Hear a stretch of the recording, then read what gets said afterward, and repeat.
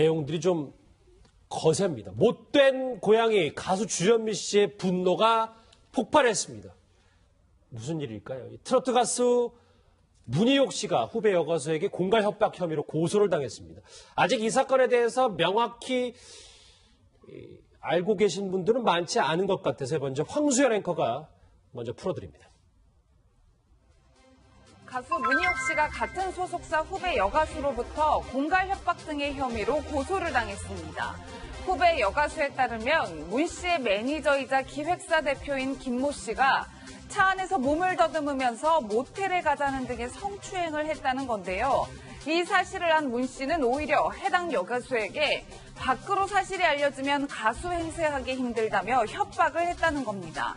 당시 상황이 고스란히 녹음되면서 충격을 주고 있습니다. 들어보시겠습니다. 현면이 가서 진술하고 사장님 진술하고 형 받고 그러자고. 아주 좋겠다. 아주 신인 가수 아주. 뭐 성추행으로 어쩌고 저쩌고. 기사 떠가지고 너 거기 검찰에 들어가면은 일일이 하나하나 다 얘기해야 돼. 어디를 만졌어요. 뭘 했어요. 다 보여줘야 돼. 하자고. 나도 가서 다 아주 나도 망신 다 당할 테니까. 그 진실이라는 게 세상에 알린다고 다 되는 건지 알아? 바보야? 나도 그 사람 밉다고 그랬잖아. 응? 나쁜 사람인가 나도 안다고 했잖아. 신인 여가수와 문희옥 씨를 연결해준 사람은 바로 가수 주현미 씨인데요. 이 사실을 알게 된 주현미 씨는 현재 못된 고양이에게 생선을 맡긴 꼴이 됐다며 공분하는 것으로 전해지고 있습니다.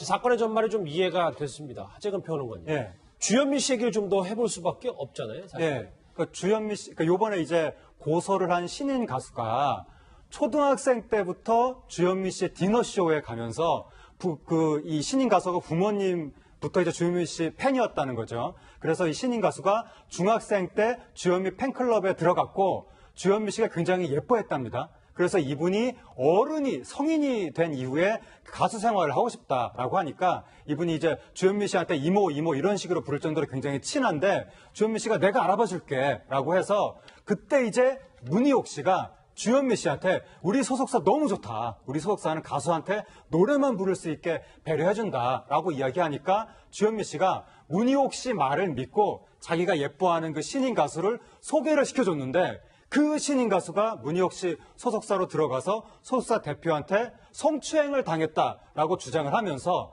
심지어 문희옥 씨가 내 입막음을 하려고 협박을 했다. 이렇게 또 주장하고 나선 겁니다. 예. 최 변호사님, 지금 사건이 이제 협박에 사기에 성추행까지 형사사건으로 넘어갔는데 문희옥 씨가 어떤 입장을 내놓아야 될 것 같아요. 저렇게 정확한 물증이 있으니까요. 그렇습니다. 아직까지는 문희옥 씨나 그 소속사 측에서는 한마디로 묵묵부답.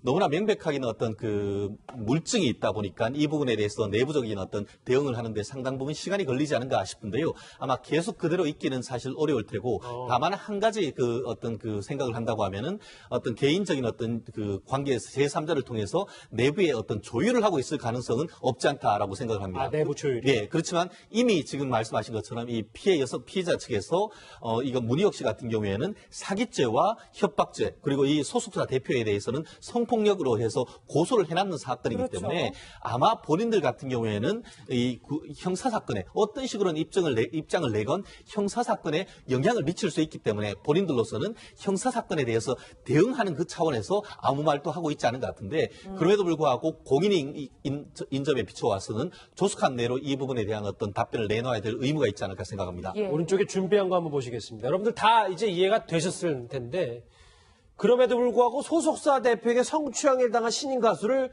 문희옥 씨가 협박한 이 부분에서 예. 상식적으로 생각해도 녹취까지 다 들어봤지만 왜 소속사 대표의 잘못을 이렇게 급격하게 감싸려고 했다. 예. 그 진짜 속내는 뭐라고 보십니까? 그거를 지금 문희옥 씨가 아무 말도 안 하니까. 근데 저 이야기만 들어보면 저 말을 들은 사람 입장에서는 협박으로 느낄 수 있었을 것 같은데 들은 사람 입장에서는 예. 한 사람이 무슨 생각으로 저 얘기를 했는지 그러니까 문희옥 씨 그 매니저 측에서는 그냥 조카 같고 좀 아끼는 마음에 후배를 타이른 것이다. 이렇게 이야기를 하는데, 그러니까 문희옥 씨 입장에서 좋게 생각을 해보면, 아, 저분이 산전수전 다 겪으면서 연예계 생활을 해보니까 여자 연예인 입장에서 성추문으로 뉴스 나오는 게 좋을 게 하나도 없다. 좀 덮어두고 가자. 그러니까 너의 미래를 생각해서 조금 덮는 게 좋을 것이다. 네 가족도 네가 가수로 성공하는 걸 그렇게 원하는데 지금 네 커리어 망치는 거 아니냐. 좋게 생각하면 그럴 수도 있지만 너무 이게 말투가 좀 위협하는 말투라는 점하고 또 문희옥 씨가 나도 망신당할 테니까 이런 이야기를 해서 그럼 문희옥 씨는 이 사건에 무슨 관련이 있길래 스스로 망신이라고 표현할까? 그러니까 굉장히 많은 물음표가 있는데 문희옥 씨가 아무 말도 안 하니까 그것 때문에 문희옥 씨에 대한 의혹이 더 커지고 있는 상황인 거죠. 예, 뭐 말씀처럼 법리적으로 문제를 따져봐야 될 것 같은데 앞서 들었던 녹취에 보면 검찰에 가면 어디를 만졌다 이렇게 다 보여줘야 된다 뭐 이런 얘기를 하는데 이게 협박죄에 좀 성립이 될까요? 그렇습니다. 이 부분을 봤을 때는 상당 부분 어떤 경계선상에 있어 보이는 것 같습니다. 녹취 그렇습니다. 그 내용만 가지고는 한마디로 협박을 했다라고 하거나 아니면 강요를 해서 어떤 그 고소를 하는데 고소를 하지 못하도록 했다고 하면은 그것이 강요죄, 쉽게 말하면 요즘 권리행사 방해죄 이런 것이 되는 것 같은데요. 지금 말씀하신 것대로 그 맥락이 상당히 중요할 것 같습니다. 왜 전화했는지 동기도 중요한 것 같은데 본인이 어떤 말씀하신 대로 지금 한 20, 30년 연예계 하는 생활 속에서 오히려 너를 위해서 하는 것이다라는 것이라고 한다고 하면은 협박이 고의가 없는 것이죠. 예. 다만 지금 보면은 그와 같은 것을 더불어서 이 그 소속사 대표와 문희옥 씨의 어떤 개인적인 관계가 있다는 얘기까지 나오고 있습니다. 한마디로 이 그 성추행을 했다고 의심을 받고 있는 소속사 대표를 위해서 간접적으로 지원하는 형태로 하면서 그것을 못하게 했다라고 하면은 그와 같은 맥락 속에서 경우에 따라서는 협박 내지 강요죄가 될 수 있기 때문에 이 부분에 대해서는 이 문희옥 씨의 어떤 해명이 상당 부분 중요할 것이 같고 그 상황 그리고 또 이 소속사 어떤 대표와의 어떤 그런 관계 이런 부분이 종합적으로 검토되어야 어떤 결과를 내올 수 있지 않을까 생각합니다. 이런 분위기 때문에 이제 주현미 씨, 그러니까 여자 신인 가수를 소개해줬던 주현미 씨의 분노가 폭발해서 못된 고양이에게 생선을 맡겼다 이런 비유까지 나왔습니다. 하재경 평론가님. 근데 저는 이 얘기를 처음 들었는데 문희옥 씨가 이제 트로트 가수사에서 조금 좀 엄격하기로 좀 유명한 분이라는 얘기가 있어요. 예, 그러니까 평소부터 좀 이렇게 입이 표현이 걸고 좀 직설적이고 군기반장이다 이런 표현이 있는데 뭐 걸다기보다는 좀 뭔가 후배들한테 따끔하게 직설적으로 소리도 하고 뭐 예. 선배한테도 그렇게 얘기를 한다고 하고 주현미 씨한테도 언니 뭐 그렇게 살지 마 이런 식으로 이야기를 했다고 까마득한 후배인데 그러니까 꼭 악의가 있어서가 아니라 예. 평소에 그렇게 조금 흉어물 없이 이야기를 하는 스타일이고 특히 후배한테는 군기반장이라고 할 정도로 보통 이제 연예계, 연극계 이런 데 보면 그러니까 중간 위계 정도 되는 사람이 후배를 다 잡습니다. 맨 위에 있는 선배가 직접 후배한테 이래라 저래라 하진 않고 중간급 정도가 좀 악역을 맡는 경우가 있는데 문희옥 씨가 그런 경우가 아니냐. 근데 이제 요번 같은 경우에 문희옥 씨가 말을 굉장히 술술술술술술 굉장히 여러 가지 이야기를 하거든요. 지금 뭐 너 할머니 생각도 해야 되고 아빠 생각도 해야 되고 뭐 검찰에 가면 안 좋은 일 있을 거고 얘기를 척척척척척 해가지고 이렇게 후배를 다 잡은 게 이게 처음인가? 알겠습니다. 뭐 그런 의문도 가질 수가 있는 건데 문희옥 씨가 조금 말을 해야 되는 거고 요번에 또 문희옥 씨가 한 이야기 중에 좀 사람들한테 공분을 불러일으키는 것이 뭐냐면 가끔 가다가 성범죄 피해자를 가해자 취급하는 게 있거든요. 그러니까 네가 성범죄 피해를 주장하는 바람에 우리 관계가 다 깨졌다. 알겠습니다. 다 망신당했다. 예. 약간 이런 논리로 상대를 공격하는 부분이 있어서 그게 좀 공분을 사고 있습니다. 문희옥 씨의 해명이 좀 필요한 상황인 것 같습니다. 정리를 하겠습니다. 여러분은 지금 뉴스 특급과 함께하고 계십니다. 제발로 온 아내입니다. 글쎄 무죄 입증에 자신감이 있는 걸까요? 무슨 얘기인지 아시겠습니까? 바로 용인 일가족 살인사건의 피의자 아내가 어젯밤 뉴질랜드에서 자진 귀국했습니다. 궁금한 게 한두 가지가 아닌데요. 먼저 김복준 교수님. 글쎄 아내 역할, 이제 남편 대신 아내가 자진 귀국했다 우리가 어떻게 봐야 되는 겁니까? 일단은 뭐 아내 입장에서는 아마 이제 자신들의 아마 가족들이 신속히 너도 지금 뭐 살해 어떤 공모 혐의로 지금 경찰에서 체포영장을 받아가지고 어차피 강제 송환될 것이다. 그럴 바에야 뉴질랜드 경찰에는 절도 혐의로 그 사람이 구속된 건 아니니까요. 자진해서 들어와가지고 그 진술을 조사를 받는 게 낫지 않겠느냐고 설득을 해서 들어왔다고 합니다. 지금 현재는. 네, 용인 일가족 살인 사건 관련해서 밀도 있게 짚어주신 최진영 변호사 나오셨습니다. 어서 오십시오. 예, 최 변호사님 이렇게 자진 귀국을 하면서 어떤 엄청난 이야기를 내놓을 것인가 저희 기자들이 그런 생각을 해봤는데 정작 들어와서는 내가 범죄 사실을 공항에서 알았다. 난 모른다. 이렇게 부인을 하고 있어요. 그렇습니다. 한마디로 나는 전혀 관계없다. 이렇게 얘기를 하고 있는 것이죠. 실질적으로 지금 그 부인이 받고 있는 혐의 같은 경우에는 이 3명에 대한 살인에 대해서 공모했는 여부, 그리고 또 이후에 어떤 죄적을 인멸하는 가운데 도와줬는지 여부, 이 부분이 2가지가 지금 그 혐의를 받고 있지 않습니까? 그런데 지금 와가지고는 아예 그러니까 나는 전혀 모른다라고 지금 얘기를 하고 있기 때문에 예.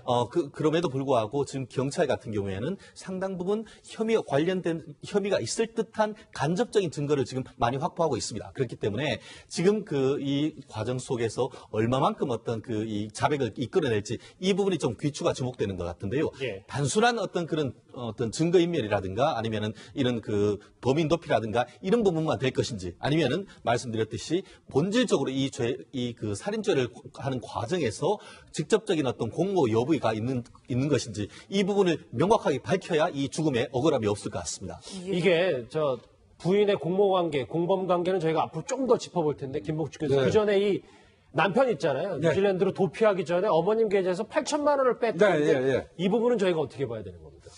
그러니까 역시 어떤 경제적인 그 의도에서 이 자신의 그 일가족 3명을 살해했다는 거는 이제 뭐 여실히 드러나는 걸로 보여지고요.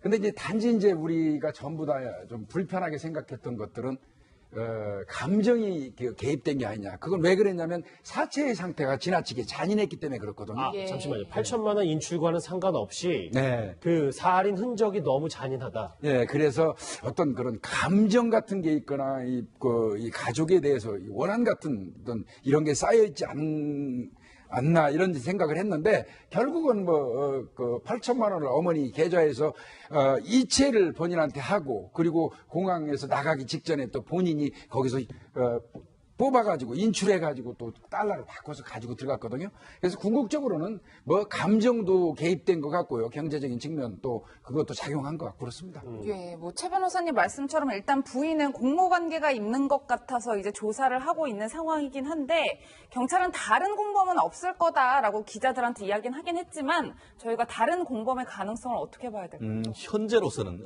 현실적으로 이제 그 기존의 이 그 주범이 다른 사람과 만나는 내역이라든가 아니면은 그 통신 내역이나 이런 부분을 봤을 때에 그걸 통해서 이제 그 다른 공범이 있을지를 주로 확인을 하는데 현재로서는 이와 같이 이제 그 다른 사람이 있을 가능성은 현저히 낮게 봅니다. 그리고 아까 지금 말씀하신 것대로 살인죄 같은 경우에는 전형적인 동기 범죄이기 때문에 그 동기를 밝힐 경우에는 어떤 예를 들어서 경제적인 측면이 있었고 다른데 어떤 채권 채무 관계가 있었다라고 한다고 하면은 외부의 어떤 그런 다른 사람이 개입할 여지가 있겠지만 예. 김 박사님 말씀처럼 경제적 동기와 더불어서 그 엄마에 대해 얼굴에 잔인하게 어떤 그 흔적을 남긴 것을 봤을 때는 상당 부분 어떤 가족들 간의 어떤 감정적인 앙금이 있었다라고 한다고 하면은 그 경우에는 본인의 개인적인 감정을 풀었다라고 보일 가능성이 있죠. 그렇기 때문에 지금 현재 그 경찰 같은 경우에는 다른 공범보다는 단독 범행에 조금 더 포커스를 두는 것이 그와 같은 어떤 살인의 상태라든가 경제적인 상황 이런 부분을 종합적으로 검토했던 결과가 아닌가 봅니다. 아니 이제 이게 범행 자체가요.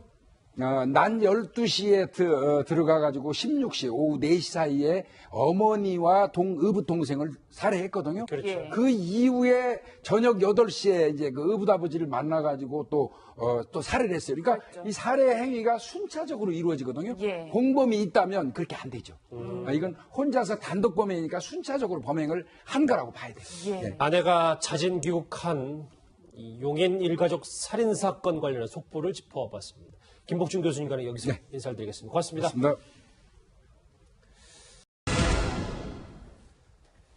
내용들이 좀 거셉니다. 못된 고양이 가수 주현미 씨의 분노가 폭발했습니다. 무슨 일일까요? 이 트로트 가수 문희옥 씨가 후배 여가수에게 공갈 협박 혐의로 고소를 당했습니다. 아직 이 사건에 대해서 명확히 알고 계신 분들은 많지 않은 것 같아서 먼저 황수연 앵커가 먼저 풀어드립니다. 가수 문희옥 씨가 같은 소속사 후배 여가수로부터 공갈 협박 등의 혐의로 고소를 당했습니다. 후배 여가수에 따르면 문 씨의 매니저이자 기획사 대표인 김모 씨가 차 안에서 몸을 더듬으면서 모텔에 가자는 등의 성추행을 했다는 건데요. 이 사실을 안 문 씨는 오히려 해당 여가수에게 밖으로 사실이 알려지면 가수 행세하기 힘들다며 협박을 했다는 겁니다. 당시 상황이 고스란히 녹음되면서 충격을 주고 있습니다. 들어보시겠습니다. 현면이 가서 진술하고 사장님 진술하고 형 받고 그러자고. 아주 좋겠다 아주 신인 가수 아주. 응? 뭐 성추행으로 어쩌고 저쩌고. 응? 기사 떠가지고 너 거기 검찰에 들어가면은 일일이 하나하나 다 얘기해야 돼. 어디를 만졌어요? 뭘 했어요? 다 보여줘야 돼. 하자고. 나도 가서 다 아주 나도 망신 다 당할 테니까. 그 진실이라는 게 세상에 알린다고 다 되는 건지 알아? 바보야? 나도 그 사람 밉다고 그랬잖아. 응? 나쁜 사람인가 나도 안다고 했잖아. 신인 여가수와 문희옥 씨를 연결해준 사람은 바로 가수 주현미 씨인데요. 이 사실을 알게 된 주현미 씨는 현재 못된 고양이에게 생선을 맡긴 꼴이 됐다며 공분하는 것으로 전해지고 있습니다. 사건의 전말이 좀 이해가 됐습니다. 하재근 평론가님. 예. 주현미 씨 얘기를 좀 더 해볼 수밖에 없잖아요. 사실. 예. 그러니까 주현미 씨, 그러니까 요번에 이제 고소를 한 신인 가수가 초등학생 때부터 주현미 씨의 디너쇼에 가면서 이 신인 가수가 부모님부터 이제 주현미 씨 팬이었다는 거죠. 그래서 이 신인 가수가 중학생 때 주현미 팬클럽에 들어갔고 주현미 씨가 굉장히 예뻐했답니다. 그래서 이분이 성인이 된 이후에 가수 생활을 하고 싶다라고 하니까 이분이 이제 주현미 씨한테 이모 이런 식으로 부를 정도로 굉장히 친한데 주현미 씨가 내가 알아봐 줄게 라고 해서 그때 이제 문희옥 씨가 주현미 씨한테 우리 소속사 너무 좋다. 우리 소속사는 가수한테 노래만 부를 수 있게 배려해준다라고 이야기하니까 주현미 씨가 문희옥 씨 말을 믿고 자기가 예뻐하는 그 신인 가수를 소개를 시켜줬는데 그 신인 가수가 문희옥 씨 소속사로 들어가서 소속사 대표한테 성추행을 당했다라고 주장을 하면서 심지어 문희옥 씨가 내 입막음을 하려고 협박을 했다. 이렇게 또 주장하고 나선 겁니다. 예. 최 변호사님, 지금 사건이 이제 협박에 사기에 성추행까지 형사사건으로 넘어갔는데 문희옥 씨가 어떤 입장을 내놓아야 될 것 같아요. 저렇게 정확한 물증이 있으니까요. 그렇습니다. 아직까지는 문희옥 씨나 그 소속사 측에서는 한마디로 묵묵부답. 너무나 명백하게는 어떤 물증이 있다 보니까 이 부분에 대해서 내부적인 어떤 대응을 하는데 상당 부분 시간이 걸리지 않은가 싶은데요. 아마 계속 그대로 아무 말도 안 하니까. 근데 저 이야기만 들어보면 저 말을 들은 사람 입장에서는 협박으로 느낄 수 있었을 것 같은데 들은 사람 입장에서는 예. 한 사람이 무슨 생각으로 저 얘기를 했는지 그러니까 문희옥 씨 그 매니저 측에서는 그냥 조카 같고 좀 아끼는 마음에 후배를 타이른 것이다 이렇게 이야기를 하는데 그러니까 문희옥 씨 입장에서 좋게 생각을 해보면 저분이 산전수전 다 겪으면서 연예계 생활을 해보니까 여자 연예인 입장에서 성추문으로 뉴스 나오는 게 좋을 게 하나도 없다. 좀 덮어두고 가자. 그러니까 너의 미래를 생각해서 조금 덮는 게 좋을 것이다. 네 가족도 네가 가수로 성공하는 걸 그렇게 원하는데 지금 네 커리어 망치는 거 아니냐. 좋게 생각하면 그럴 수도 있지만 너무 이게 말투가 좀 위협하는 말투라는 점하고 또 문희옥 씨가 나도 망신당할 테니까 이런 이야기를 해서 그럼 문희옥 씨는 이 사건에 무슨 관련이 있길래 스스로 망신이라고 표현할까? 그러니까 굉장히 많은 물음표가 있는데 문희옥 씨가 아무 말도 안 하니까 그것 때문에 문희옥 씨에 대한 의혹이 더 커지고 있는 상황인 거죠. 예, 말씀처럼 법리적으로 문제를 따져봐야 또 있기는 사실 어려울 테고 다만 한 가지 어떤 생각을 한다고 하면은 어떤 개인적인 어떤 관계 제3자를 통해서 내부의 어떤 조율을 하고 있을 가능성은 없지 않다라고 생각을 합니다. 내부 조율이. 예, 그렇지만 이미 지금 말씀하신 것처럼 이 피해자 측에서 이거 문희옥 씨 같은 경우에는 사기죄와 협박죄 그리고 이 소속사 대표에 대해서는 성폭력으로 해서 고소를 해놨는 사건이기 그렇죠. 때문에 아마 본인들 같은 경우에는 이 형사사건에 어떤 식으로는 입장을 내건 형사사건에 영향을 미칠 수 있기 때문에 본인들로서는